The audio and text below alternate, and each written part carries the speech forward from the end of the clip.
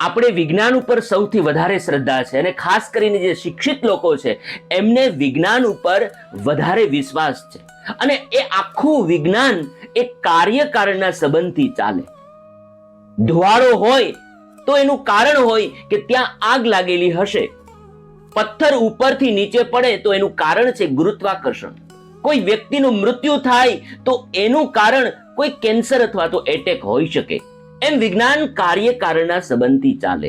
એવી જ રીતે માણસનું જીવન પણ કાર્યકારણના સંબંધથી ચાલે, એટલે કે કર્મના સિદ્ધાંતથી ચાલે. પણ એ આપણને દેખાતું નથી, એને આપણે નરી આંખે જોઈ નથી શકતા. એક અમદાવાદની ઘટના, અંગ્રેજોના સમયની વર્ષો પહેલાની આ ઘટના છે કે એક જજ સાહેબ એ સાબરમતી નદીની કિનારે ફરવા માટે નીકળ્યા અને જ્યારે ફરતા હતા એ દરમિયાન એમણે એક વ્યક્તિનું ખૂન થતું હોય એવું દ્રશ્ય જોયું. જજ સાહેબે જે ખૂન કરનાર જે વ્યક્તિ હતો ને એનો ચહેરો પણ જજ સાહેબે જોયો હતો, પણ એ કશું એ સમય કરી નહોતા શક્યા કારણ કે પેલો તાત્કાલિક ભાગી ગયો. જજ સાહેબે આ બધું જોયું હતું અને એ પછી ઘરે જતા રહ્યા અને એ ગયા અને થોડા જ દિવસ પછી એના હાથમાં આ કેસ આવે છે.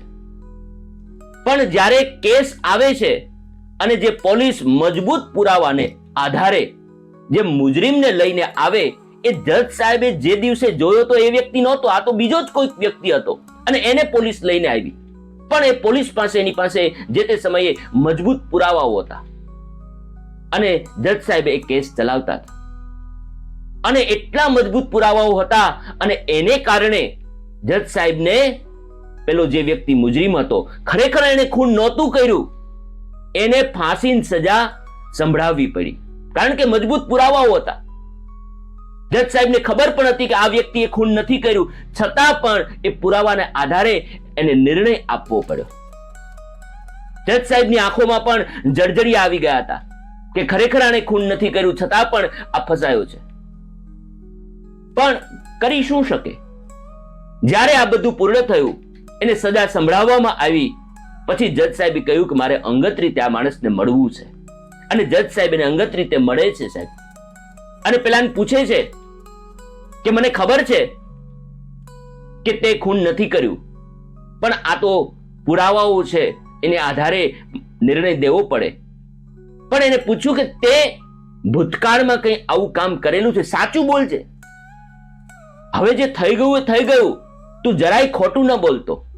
પણ ત્યારે પેલા માણસે કહ્યું કે ભૂતકાળમાં પણ મેં ખૂન કર્યું હતું, પણ એ સમયે મારી પાસે પૈસા, પ્રતિષ્ઠા અને અન્ય કેટલાય સમીકરણો કામ કરી ગયા હશે, એને કારણે હું એ સજામાંથી બચી ગયો. પણ આજે 10-12 વર્ષ પછી મારા એક કર્મનું ફળ આજે મને મળ્યું છે.